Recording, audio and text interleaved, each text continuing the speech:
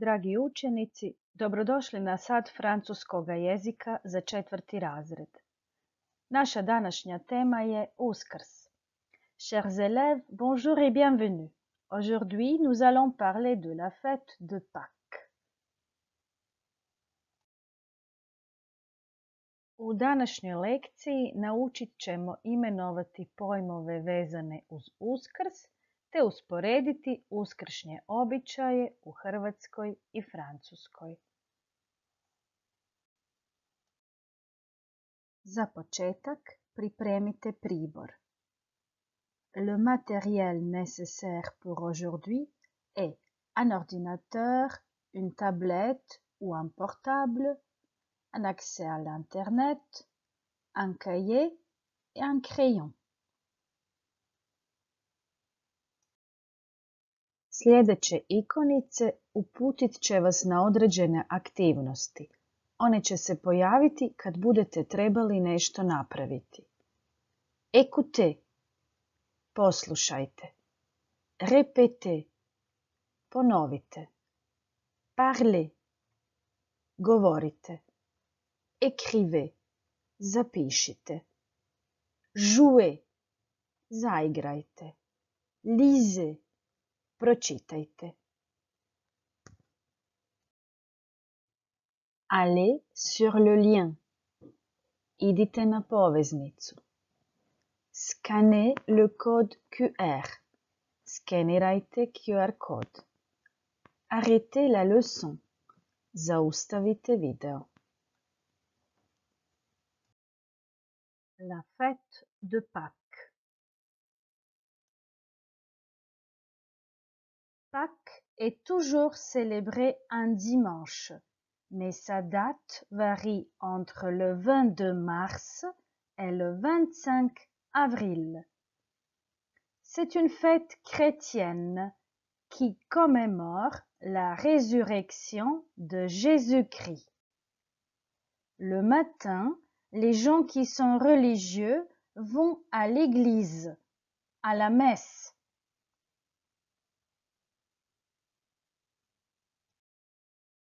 Voilà les cloches. Une cloche. En France, ce sont traditionnellement les cloches qui apportent les œufs en chocolat à Pâques. Les cloches ne sonnent pas du jeudi saint au samedi saint. Il y a une vieille légende qui raconte pourquoi les cloches ne sonnent pas. Dragi učenici, slijedi vaš prvi zadatak. Nalazi se na poveznici bit.ly/6 legende-pak ili očitajte ovaj QR kod. Pogledajte video te odgovorite na pitanja. Zaokružite točan odgovor. Upoznajte se s legendom o uskršnjim zvonima. La légende des cloches de Pâques. Dragi učenici, slijedi i vaš drugi zadatak. Prisjetimo se pojmova vezanih uz Uskrs. S većinom od njih već ste se sigurno susreli. Zadatak se nalazi na poveznici bit.ly/4 uskrs-kviz ili očitajte ovaj QR kod. Vaš je zadatak odabrati točan odgovor prema prikazanoj slici. Kad završite zadatak, kliknite na Prikaži odgovore te prepišite riječi u bilježnicu. Voilà un œuf en chocolat, un lapin en chocolat, une cloche en chocolat.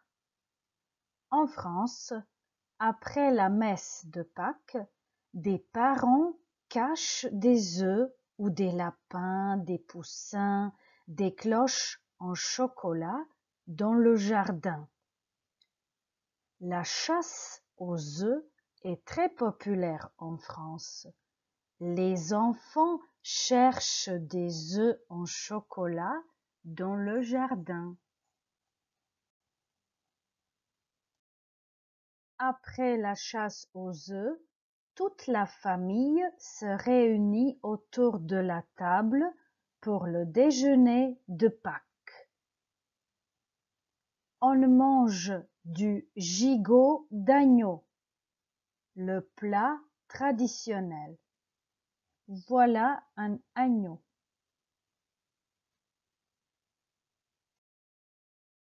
En Croatie, c'est le lapin de Pâques qui apporte des cadeaux et des œufs en chocolat.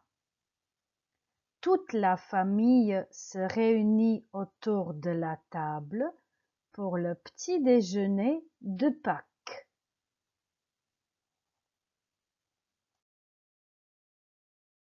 En Croatie, pour le petit déjeuner de Pâques, on mange du jambon, des œufs, des radis et de l'oignon vert.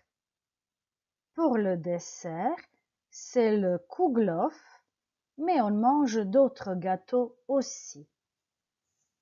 Le jambon, les œufs, l'œuf, le radis, l'oignon vert, le kouglof. En Croatie, tout le monde décore des œufs. On fabrique des pisanice, des œufs décorés. On organise aussi des combats d'œufs.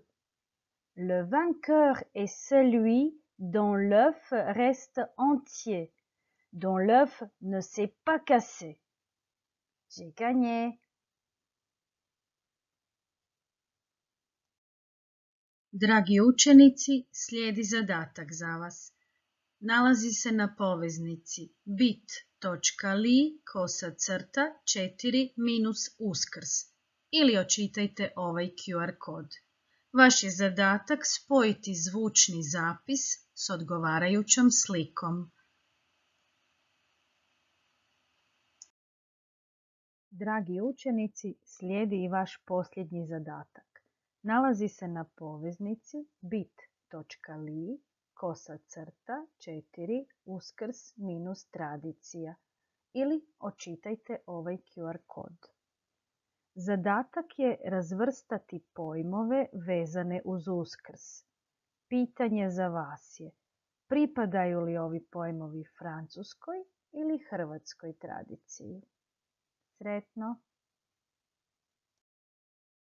I preostala nam je još samo jedna kratka aktivnost, samovrednovanje ili autoevaluation. Procijenite što ste danas naučili. Pročitajte tvrdnje u tablici i označite smješka koji najbolje opisuje vaše trenutno znanje vezano uz uskršnje običaje. Sada mogu imenovati nekoliko pojmova vezanih uz Uskrs, kratko usporediti uskršnje običaje u Francuskoj i Hrvatskoj.